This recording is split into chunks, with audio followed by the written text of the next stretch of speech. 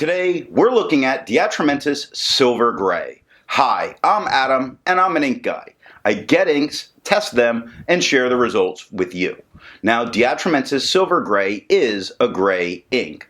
To make sure I have a range of experience with this ink, I do the writing samples. I put the ink into a different pen for a day. I then put it into a Levenger TrueWriter with a broad nib to take my notes for this video. Now, before we go to the writing samples, let's look at the sciencey bits. And up first is the chromatography, and I agree with Vita that I've learned a lot by doing multiple chromatographies. The one on the left is done the way it's supposed to be done. I put a line of ink down and immediately put it into water for 10 to 15 seconds. And this is interesting because it is such even coverage of this gray as it pushes up. There's only slight bits of darker streaking. It's basically a very even gray, as if I was trying to paint an area with this ink. It's, again, interesting. The one on the right, I let dry for 10 minutes before I dunk it into water. And the gray line across the bottom is very permanent. In only 10 minutes, it truly worked its way into this filter paper. The gray that does push up largely pushes up at a very uniform tone with very little streaking. Again, interesting performance. Resistance tests are done to see how this ink can be expected to perform on the page, and more importantly, how hard it might be to clean from your pens. Now, I let the smear dry for 3 days before testing it. Looking at the highlighter, it performs as a standout great ink for note-taking. We have no real effect whatsoever on that writing when I highlight it over it. Very safe as a note-taker. Water, you can faintly see this dot, the circle, where I put the dot of that water down, and it really did not move a lot of that ink. Pen flush moved a lot of this ink. It really started to reactivate it and push it away. But directly underneath the F, as you move down into where the ink is, you see a lot of this ink coming out, which is good news, and you even begin to see the hopes of the white of the paper coming through. So this is only 30 seconds that I had it there, and I'm hoping that with a little bit longer, this ink would completely come out of your pen, which has basically been my experience. I did not have to use a bleach solution getting this out of my pen. But if you had to use a 1/3 bleach solution, you can clearly see that it completely obliterates it off the paper. Even when I was dabbing it up, it was ripping that ink away from this paper. Just make sure that you flush your pen with water thoroughly afterwards. For the inks I've tested, I've found an average viscosity of 2.5, with the realm of normal being from 2.1 to 2.9. The Atramentis Silver Grey has a viscosity of 1.41, making this a very wet ink. To find my average dry times, I use my writing samples done with the extra fine and medium nib on Clairefontaine, Tomoe River, and Rhodia paper. For the inks I've tested, I have found an average dry time of 17 seconds, with the realm of normal being from 13 to 21 seconds. The Atramentis Silver Grey has an average dry time of 16 seconds. Despite how wet it is normal and getting pretty close to average. Now, let's look at the writing samples. I picked this ink up in sample form, and to keep my writing samples consistent, I use a Jinhao 159 with a Goulet 1.1 stub, a Jinhao X450 with a Goulet medium, and a Jinhao X750 with a Goulet extra fine. Let's take a look at the Clairefontaine. We have no bleeding and no ghosting. The 1.1 has no feather, spread, halo, sheen, and it does shade very nicely. In silver, we see a lot of the gray, and then we see some dark spots. I don't want to call them black spots, dark gray spots that go on, like the L is a darker gray than the rest of silver, R is darker than the rest of the letter. In the Atramentis, it starts light and gets dark and gets light and gets dark again. It's very nice shading. The extra fine is a slightly lighter tone with no feather, spread, halo, sheen, and it does offer some very nice shading throughout, like the starts light and gets very dark. Quick starts dark, gets light, gets dark, gets light again, gets very dark. And it does a lot of this great shading throughout. Again in brown, starts light, gets very dark, gets light, gets dark in a W, and light in a W. Very nice. 11 seconds to dry.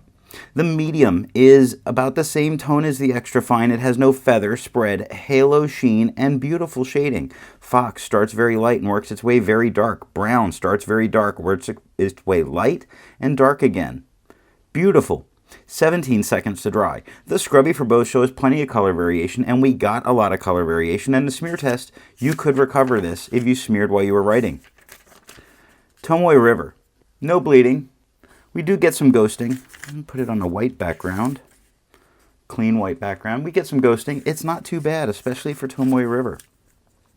The 1.1 has no feather, spread, halo, sheen, and no shading on Tomoe River, but this paper is known to not bring the shading out. The extra fine is a slightly lighter tone than the 1.1. It has no feather, spread, halo, sheen, and no shade, although it has one dark spot, and that is the K in quick. 15 seconds to dry. Medium is a darker tone than the extra fine. It's about the same tone as the 1.1. It has no feather, spread, halo, sheen, or shade. 24 seconds to dry. Now the scrubby for both show us the extra fine shows some color variation, far left to far right, but we really didn't get any. The medium shows us none, and we got none. And the smear test, I do not think you could recover if you smeared it while you were writing. Rhodia. No bleeding, no ghosting. The 1.1 has no feather, spread, halo, sheen, and it has great shading throughout. In Atramentis, the A is lighter, the T is darker, the R is lighter, the A is darker, the M is light, the E is dark. It goes back and forth and back and forth. It's very nice. The extra fine is the same tone as the 1.1. It has no feather, spread, halo, sheen, and beautiful shading. Very dark on the left side of the Q in quick. It gets nice and light. It gets very dark throughout the rest of quick to where K is very dark. Fox starts much lighter and works much darker.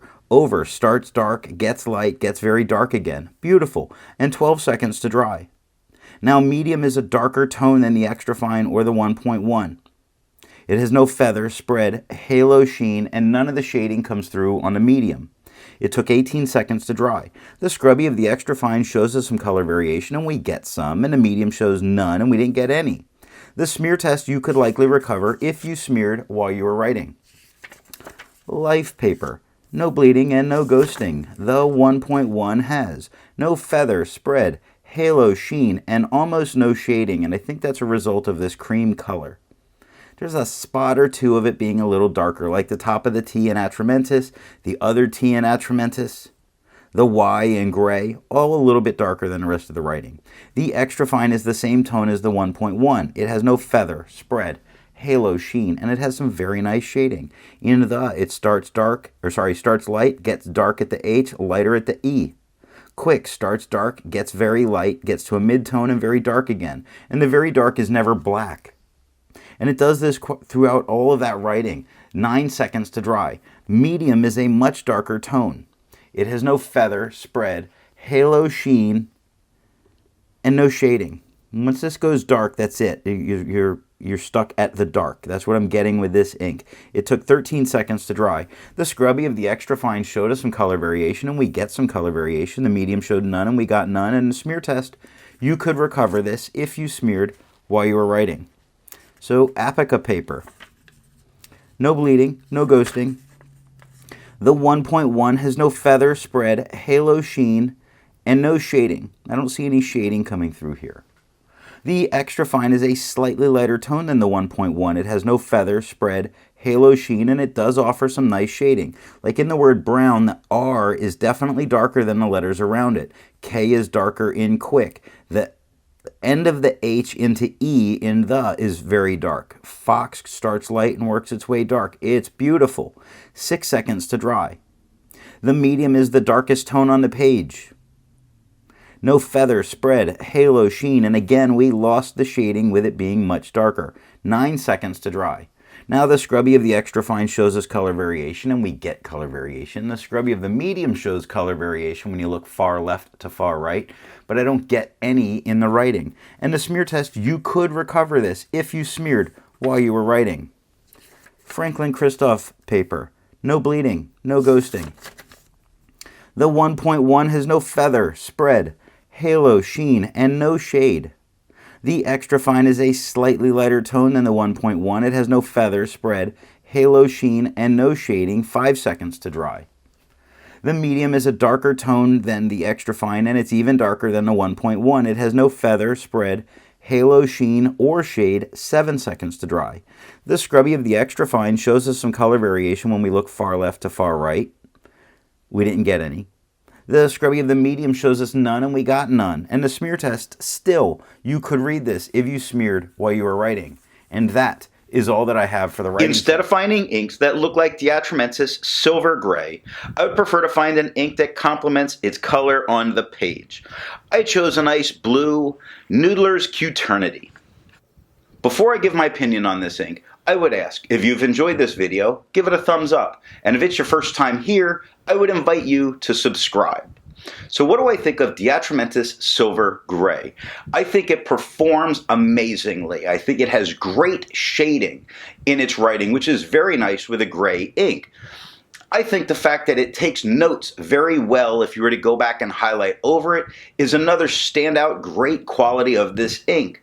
My only issue that I come across is a very personal one, and that's that I prefer my grays to look more like graphite. So the tone is off for me in what would make me the happiest. But this is a great gray ink that if you like grays, this one is really a fantastic one. You should give it a shot. Thanks for watching.